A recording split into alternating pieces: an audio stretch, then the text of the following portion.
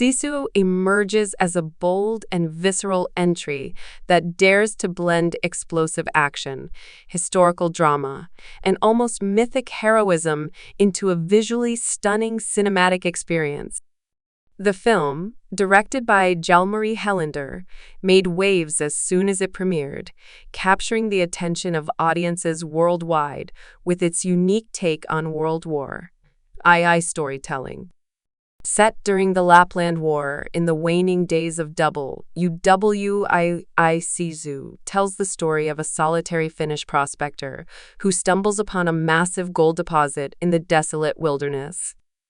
What begins as a hopeful journey back to civilization with his treasure quickly spirals into a brutal and bloody confrontation when he encounters a retreating Nazi death squad who decide to take the gold for themselves. But what these soldiers don't realize is that the man they're trying to rob isn't just any prospector. He is an ex-commando with a relentless will to survive and a legacy carved in warfare.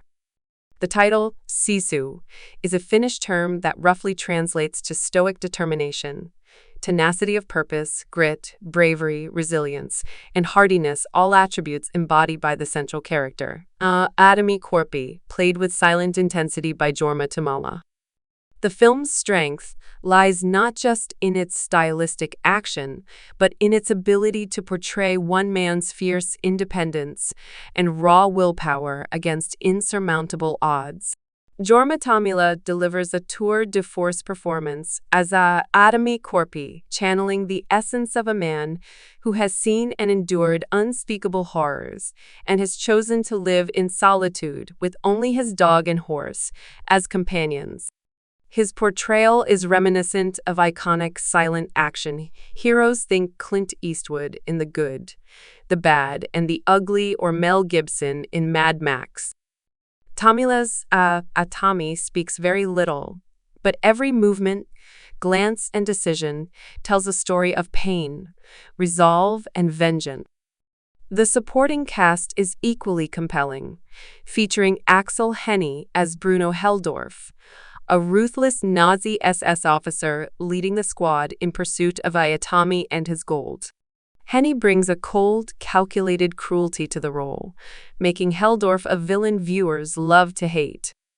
Jack Doolan plays Wolf, Heldorf's sadistic second-in-command, who delights in violence and destruction. Mimosa Willamos stands out as, one of the many women held captive by the Nazis, who eventually becomes an unlikely ally to Aatami.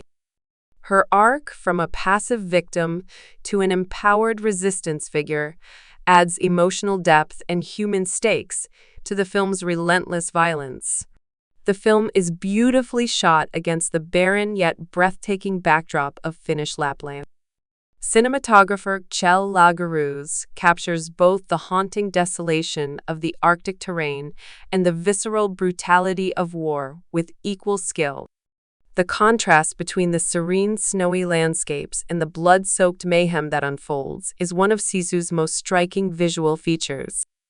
The use of practical effects and stylized violence pays homage to grindhouse cinema and spaghetti westerns, lending the film a pulp sensibility that never feels over the top, despite its outlandish action sequences.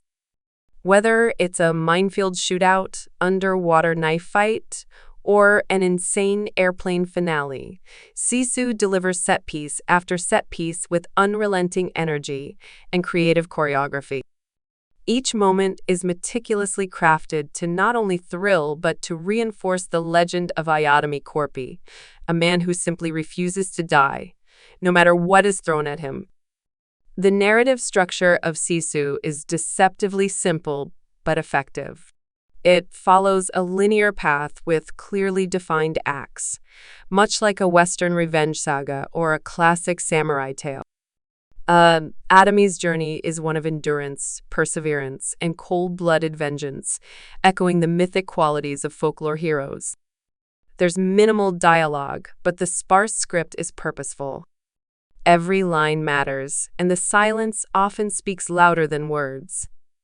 The film's score, composed by Juri Sepp and Tuomas W. in L., complements the visuals perfectly, blending melancholic strings with thundering percussion to underscore the emotional highs and lows of the narrative. The music elevates the film's atmosphere, especially in scenes of tension and despair, making it an integral part of the storytelling.